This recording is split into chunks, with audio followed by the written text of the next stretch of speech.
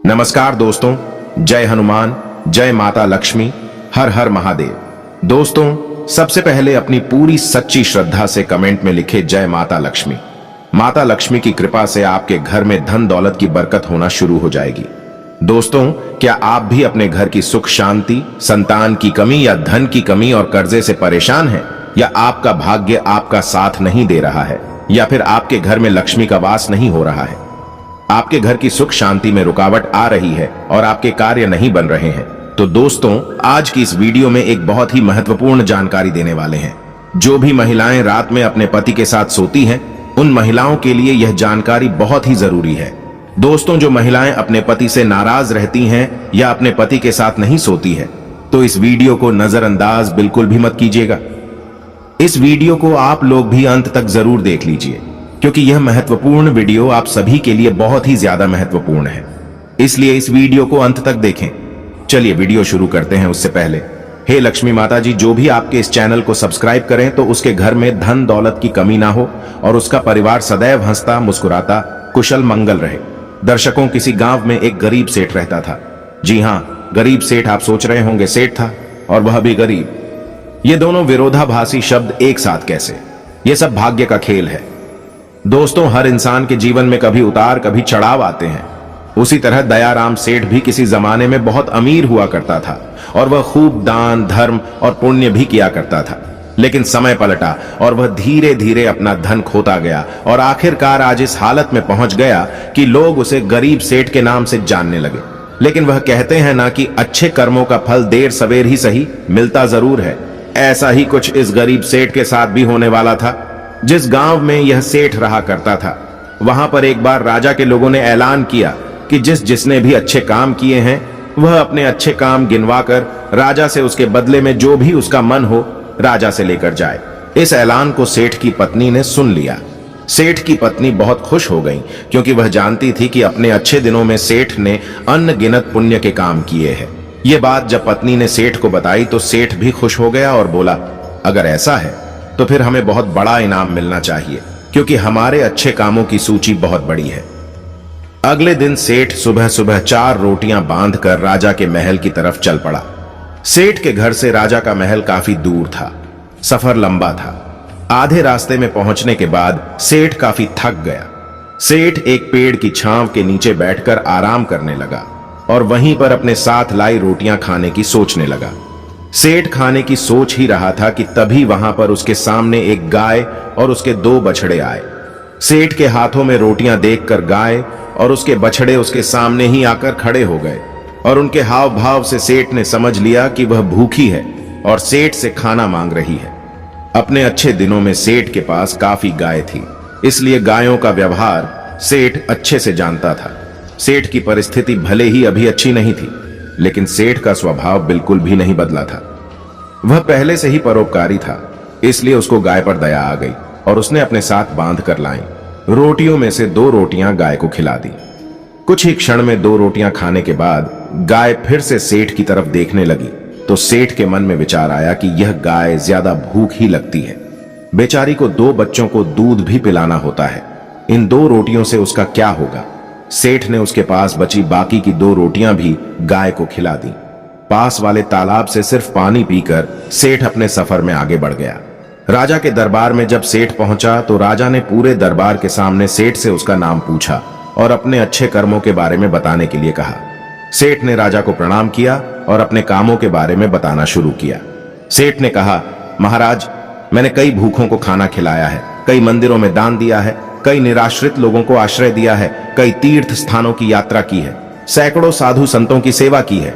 और ऐसे ही दर्जनों काम बताने के बाद सेठ बोला, महाराज, यह है मेरे कई सारे अच्छे कर्मों में से कुछ अच्छे कर्म। इनके बदले आप जो भी इनाम देना चाहें दे दीजिए। थोड़ी देर सोचने के बाद राजा बोला, अगर तुम्हारे कुछ और अच्छे कर्म है तो वह बताओ, क्योंकि अब तक तुमने जो मुझे बताए हैं उन्हें मैं अच्छे कर्म की श्रेणी में नहीं गिनता। सेठ को राजा की बात सुनकर बड़ा आश्चर्य हुआ। सेठ ने राजा को हाथ जोड़कर कहा, अगर आपको मेरे बताए यह कर्म अच्छे कर्म नहीं लगते या पुण्य कर्म नहीं लगते तो मेरा बाकी के कर्मों का उल्लेख करना फिजूल होगा। आप मुझे इजाजत दीजिए, मैं वापस जाता हूं। सेठ दरबार छोड़कर जाने लगा, तब राजा के दरबारियों में से एक ने राजा के पास जाकर कुछ कहा, जिसे सुनने के बाद राजा ने सेठ को वापस दरबार में बुलाया। राजा बोला, तुमने अपने आज किए अच्छे काम के बारे में तो बताया ही नहीं। सेठ बोला, महाराज, आज मैंने कोई अच्छा काम किया ही नहीं, फिर मैं आपको कैसे बताऊं? राजा ने उसी दरबारी को खड़े होकर सारी घटना बताने के लिए कहा, जिसने राजा को उसके बारे में बताया था। दरबारी खड़ा हुआ और बोला, महाराज, जैसे कि मैंने आपको बताया, मैं उसी गांव में रहता हूं जहां पर यह सेठ आराम करने बैठा था, और मैंने वहां देखा कि कैसे इन्होंने अपना सारा खाना पास आई गाय को खिला दिया और खुद बिना खाए सिर्फ पानी पीकर भूखे रहे। सेठ को पता चला कि राजा किस बारे में बात कर रहा था, तो सेठ ने राजा से कहा, किसी जानवर को खाना खिलाना कौन सा पुण्य का काम है, और इस बात को तो मैंने कब का भुला दिया था।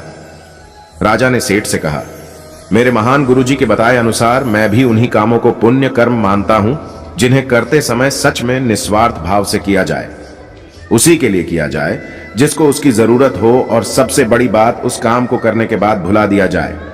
यही कारण है कि आज तुमने जो काम किया वह तुम्हारे किए गए आज तक के सभी कामों में सबसे उत्तम और सर्वश्रेष्ठ था, जिसके लिए तुम सच में इनाम के हकदार हो। इसके बाद राजा ने उस सेठ को अपना सबसे विश्वसनीय सेवक का पद दे दिया। उस राजा के दरबार में बैठने का अब अवसर मिल चुका था। वह बहुत खुश हुआ। वह तुरंत जाकर के अपनी पत्नी से बताया कि भाग्यवान, आज मुझे राजा साहब ने बहुत ही बड़ा इनाम दे दिया। उन्होंने मुझे अपने यहां अपना सबसे करीबी सेवक के रूप में रखने को कहा है। यह सुनकर पत्नी खूब खुश हो गई और कहने लगी हैं, भगवान, तेरा लाख लाख शुक्र है, आज तूने मेरी सुन ही ली। अब सेठ राजा के निजी सेवक के रूप में राजा के साथ रहने लगा। राजा उस पर बहुत ज्यादा भरोसा करता था, क्योंकि उसे पता था कि सेठ बहुत ही ईमानदार आदमी है। वह कभी भी झूठ और बेईमानी नहीं करेगा।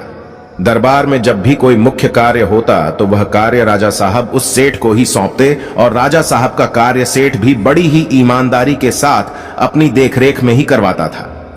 एक दिन राजा अपने महल में बैठा हुआ था, और वहां पर उसका निजी सेवक सेठ भी उन्हीं के साथ बैठा हुआ था। तभी अचानक वहां पर एक सिपाही आता है और राजा से कहता है कि राजा साहब, आपसे कोई साधु मिलना चाहता है। तब राजा ने आदेश दिया कि उसे सम्मानित पूर्वक हमारे पास ले आओ। सिपाही बाहर जाता है और साधु को अपने साथ सम्मान पूर्वक अंदर लेकर आता है। राजा उसे साधु को बड़े सम्मान पूर्वक अपने महल में रखता है और उसे भोजन, पानी आदि करवाता है। इससे साधु राजा साहब से बहुत खुश हो जाते हैं। उसके बाद साधु राजा साहब से कहते हैं कि हे राजन, मैं आपकी सेवा भाव को देखकर बहुत प्रसन्न हुआ, इसलिए मैं आपको एक छोटी सी सीख देना चाहता हूं, जिसे अपने जीवन में जरूर उतार लीजिएगा।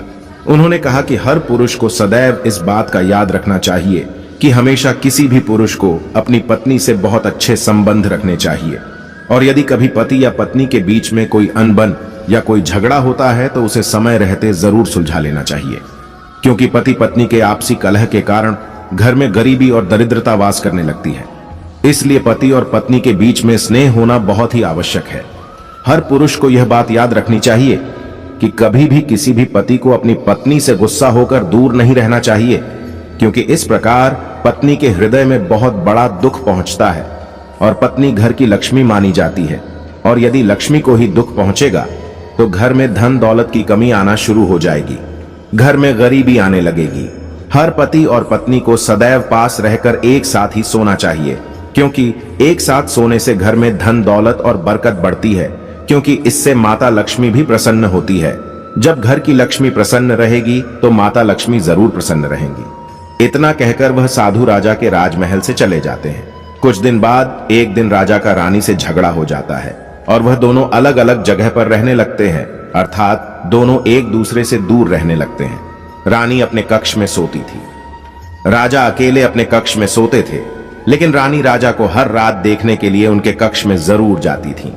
उन्हीं के महल में एक बहरूपिया भेष बदलकर सिपाही के रूप में रहता था, जो कि दूसरे दुश्मन राज्य का खुफिया दूत था।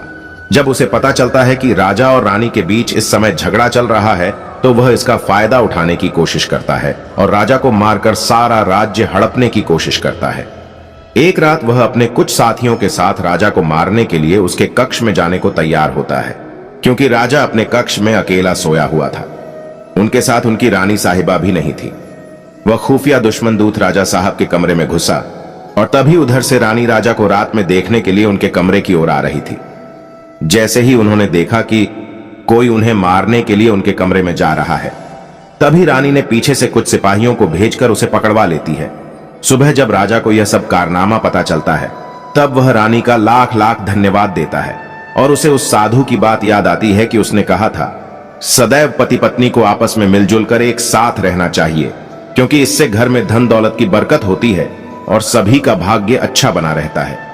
यदि सही वक्त पर रानी उसको अगर ना पकड़ पाती तो शायद मेरा धन दौलत और प्राण सब कुछ दूर हो जाता। सच ही कहा जाता है कि घर की महिला स्वयं लक्ष्मी होती है और लक्ष्मी को हमेशा खुश रखना चाहिए, और यदि कोई पति अपनी पत्नी के साथ सोता है तो पत्नी हमेशा खुश रहती है और घर में सुख शांति धन दौलत की बरकत होने लगती है। दोस्तों, सभी लोग सच्ची श्रद्धा से कमेंट में लिखे जय माता लक्ष्मी। माता लक्ष्मी की कृपा से आप सभी के घर में धन दौलत की कभी कमी ना हो।